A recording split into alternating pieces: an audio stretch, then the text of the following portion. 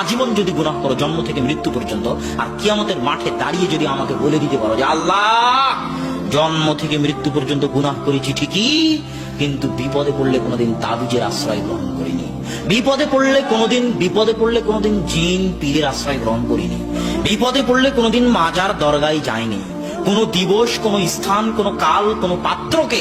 আলাদাভাবে সম্মান করিনি, সেটা শহীদ মিনার হোক আর যে দিবসই হোক, সেটাকে আলাদাভাবে সম্মান করিনি। যেমন হিন্দুরা করে শিবলিঙ্গের সম্মান, যেমন হিন্দুরা করে বটগাছের সম্মান, যেমন হিন্দুরা করে গঙ্গা নদীর সম্মান, এরকম আলাদা কোনো দিন, জন্ম দিবস হোক, মৃত্যু দিবস হোক, আলাদা কোনো দিনকে, আলাদা কোনো স্থানকে, আলাদা কোনো কালকে আল্লাহ সম্মান করিনি। এইভাবে যদি আপনি বলতে থাকতে পারেন আল্লাহর সামনে